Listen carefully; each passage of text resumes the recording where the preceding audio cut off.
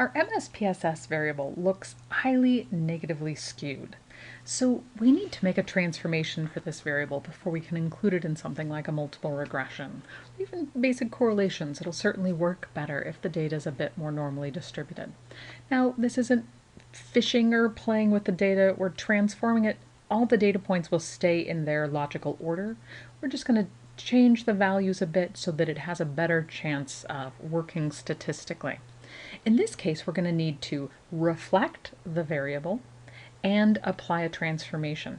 Given the amount of skewness, we'll probably do a log10 transformation. So first, how do we reflect?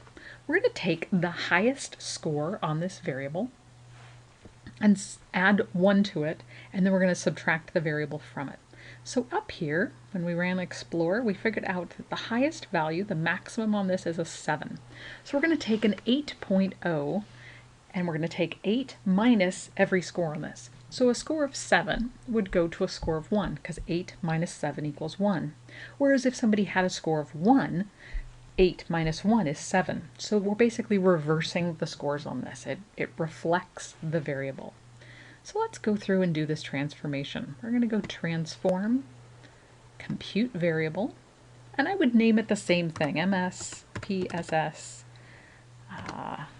total, and then I would put in an R for reflect and an SQ for, a log10, so that I would remember I reflected it and did a log10 transformation on it. So to find that log transformation under arithmetic, if you scroll down, you'll see Lg10. If you aren't sure what it is, if you click on it, it'll tell you over here. It's numeric, and it returns the base 10 logarithm of the numeric expression, which must be numeric and greater than 0. If you have any scores in the data set that are less than 0, then we'd have to do something else with this. But in this case, we don't. We'll be fine. So we're going to go ahead and double-click that. That's going to pop it in up here, and we'll see the question mark is highlighted in blue. And that's saying, what do you want to put in there? What do you want to return the base 10 logarithm of? And we want to return it of 8 minus our MSPSS total variable. And that's going to reflect it for us and do the log transformation. At this point, it's always a good idea to hit paste so you have some record of what you've done. Once that's in paste, you can highlight it and press the play button or the run button.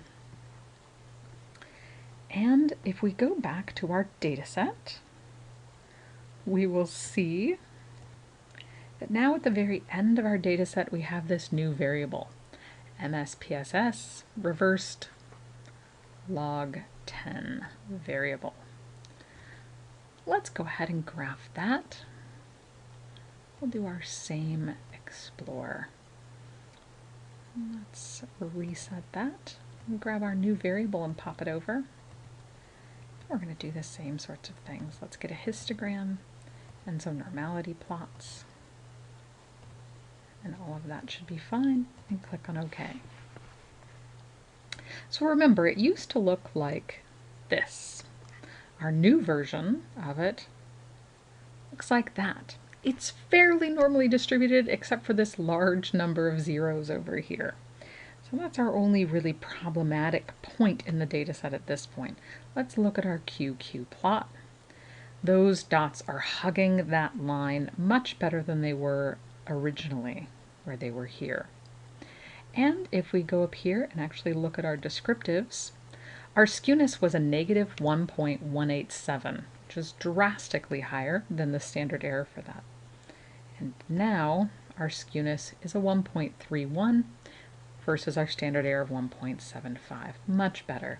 And notice that our normality tests, at least the first one, is no longer statistically significant.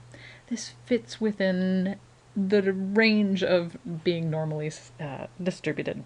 It's not perfect, but it's certainly better.